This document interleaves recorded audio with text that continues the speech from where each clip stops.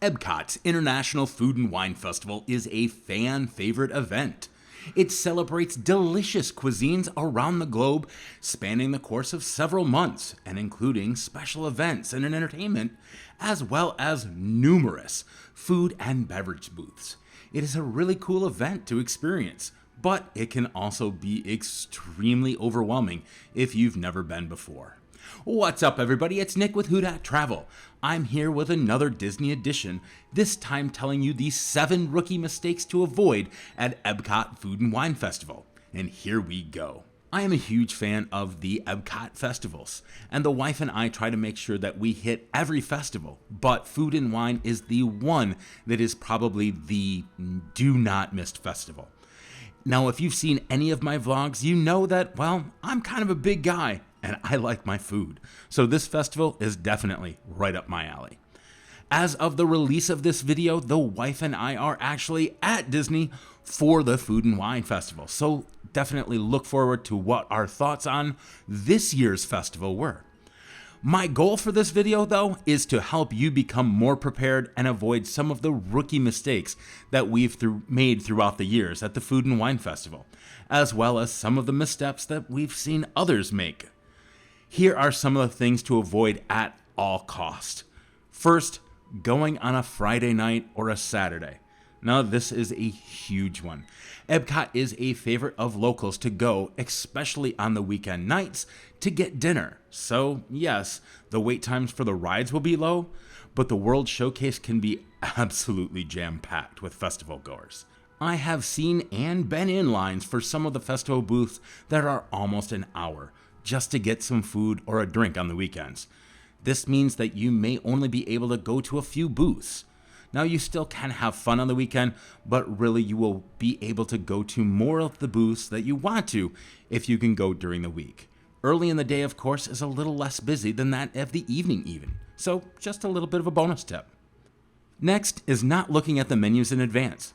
I can't tell you how many people will block the walkways, scouring their festival passport. That's the little booklet that lists all the booths and the menu items, or walking up to each booth individually to read over their offerings.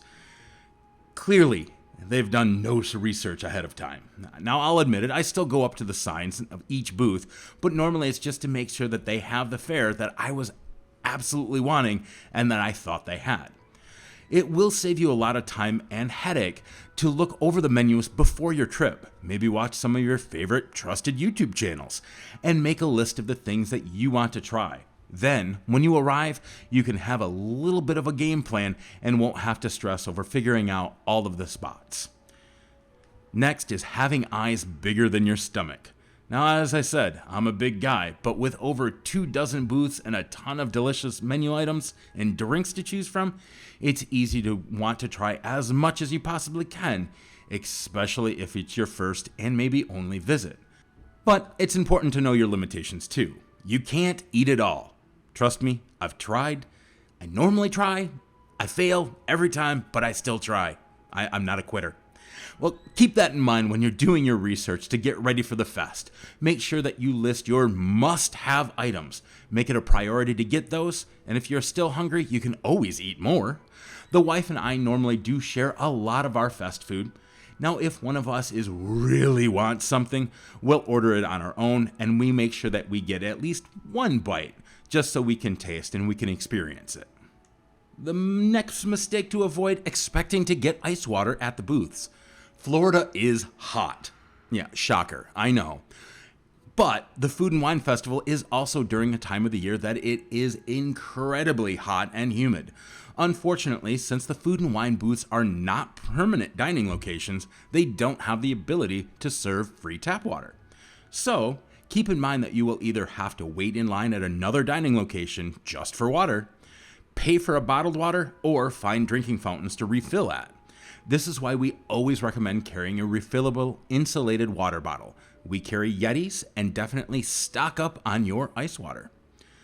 Next, know how to get your food. I know that kind of sounds weird, but just like a lot of the quick service restaurants around Disney, you will need to order your food at a kiosk that is separate from where you actually pick up your food. Don't worry, your food is not far away, but When you order at the kiosk outside of the booth, you will walk over to the large opening in front of the booth and make sure you keep your receipt.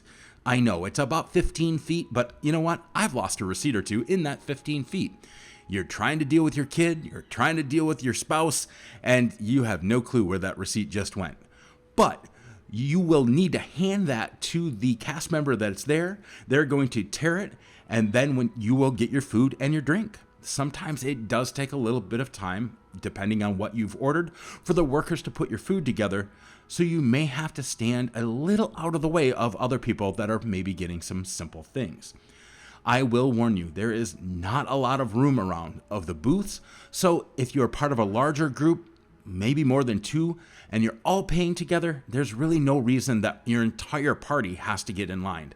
Send enough people to be able to carry the food, and really that should be enough.